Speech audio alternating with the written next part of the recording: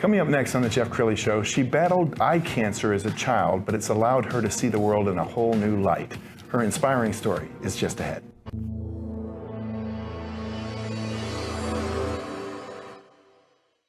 Many are predicting that the worst is yet to come, which is unfortunate, said one person here.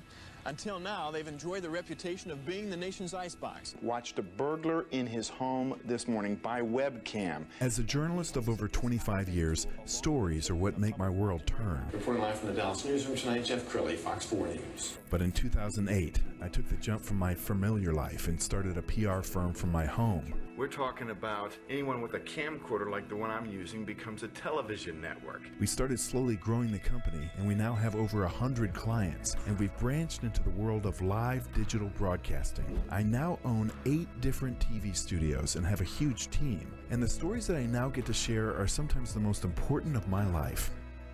Life has a funny way of coming around full circle. This is the Jeff Crilley Show.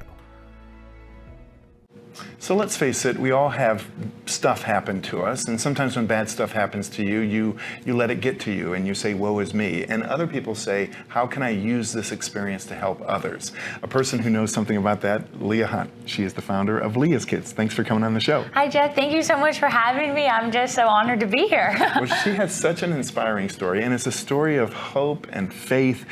Tell me about the children you help. So with Leah's Kids, we help families going through childhood cancer, and we really sit down with these families and we walk them through the process, financially, emotionally, spiritually, whatever that may be. And it's an extraordinary thing to sit with a little kid who is facing death and who is facing an illness that is much bigger than them, and they're fighting the biggest battle of their life. And sitting with them and listening to them and listening to what they're going through. Because no kid should be robbed of their childhood, and no kid should have to face childhood cancer. And that is something that we stare into the eyes of every single day and try to give them hope and joy through that. Okay, I want you to grab a Kleenex and watch Leah's story. I didn't think anything was wrong. Bonnie came to me one day and said, Travis, Leah's left eye is turning different than the other eye. So she scheduled an appointment with Leah's pediatrician, and she said, hey, it's lazy eye. Just patch the bad eye and the good eye will work. So we come back to the pediatrician. The pediatrician says, okay, let's make an appointment with a childhood pediatric ophthalmologist. So we did that, navigated the insurances, and got to one in Pittsburgh. And to me, that was one of the most distinct moments about this whole process is that doctor dilated the eyes, the left eye, the right eye, and then he got up, closed the door, and said, this is one of the hardest things I have to do as a physician. He says, your little girl has a huge cancerous tumor wrapped around her left optic nerve. I was a basket case and cried, and Bonnie, she was the rock, and she said, okay, we have to go see Dr. Shields, and we're gonna leave on Monday, and we were in the car within 48 hours en route to Philadelphia. So once we arrived at Dr. Carol Shields, she looked into Leah's case and said, yes, definitely, it's retinoblastoma in the left eye. She also checked the right eye, which was free and clear. So what that is known as is unilateral retinoblastoma. The protocol for that they have developed with her and Children's Hospital of Philadelphia is to do cryosurgery. At that time, that would be on day 1. Day 2, she would go to the Children's Hospital to have her round of chemotherapy. That took about 4 hours. One sitting. For the next 5 days after the chemotherapy, Leah would lay on the couch, nauseated. Her hair would start falling out. And yet you have toddlers that are ready to go, and where have you been, Mom, and what are you doing now, and why are you spending all your time holding Leah in your lap? That was probably the hardest part. So after we were done with the chemotherapy, we went for a 6-month checkup.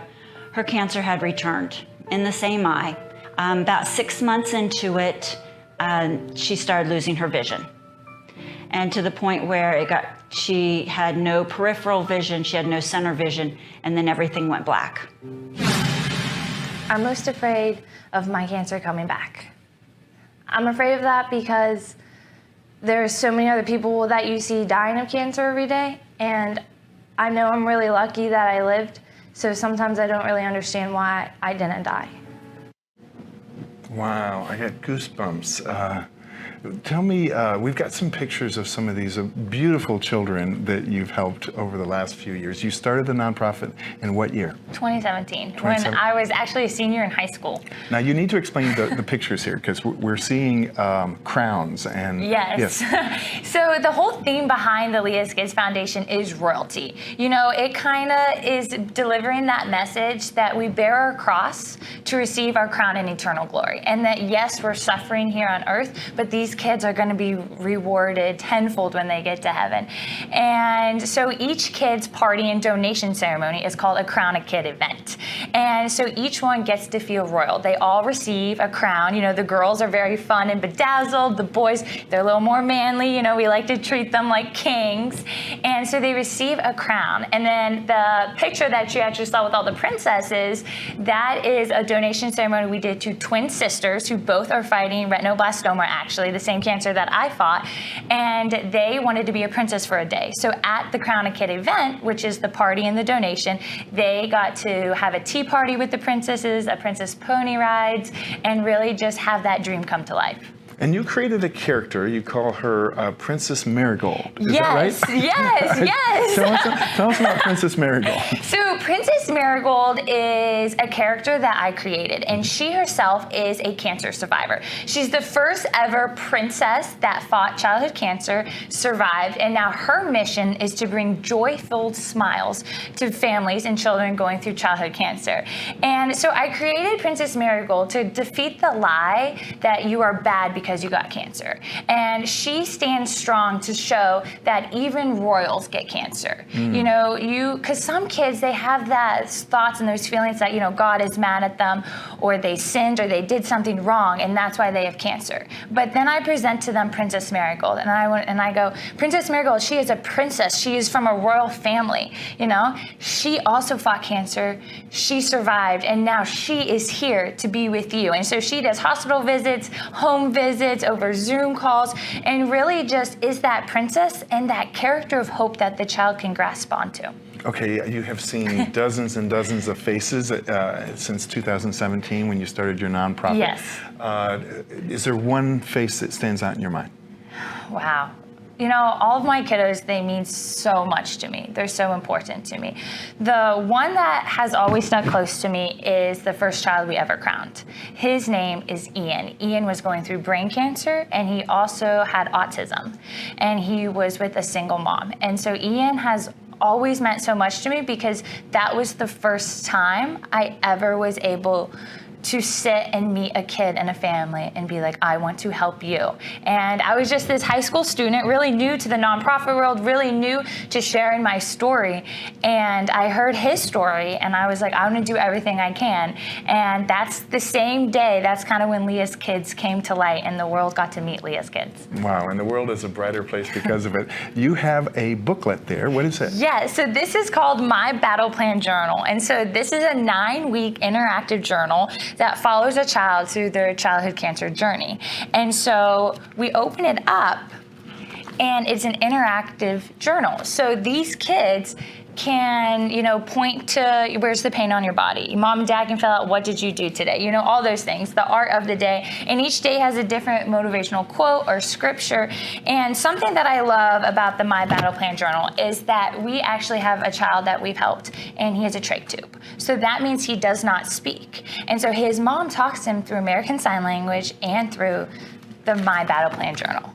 So mom points and says, where's the pain today on your body? How do you feel? And this is how he's able to communicate. But then the Battle Plan Journal also serves as a keepsake. You know, if someone handed me this when I was going through cancer, and now as a 22-year-old, I can open that up, and it answers a lot of questions that come with fighting cancer. It clears up a lot of confusion, because even as an adult now, I have symptoms that are coming out to play and things that I'm still learning about my body and my treatment that happened to me when I was just a little girl. Wow. And obviously you need donations at this point because there are so many families that you want to help that you can't right now. Yes, yeah. So we actually have over 75 kids on a waiting list right now.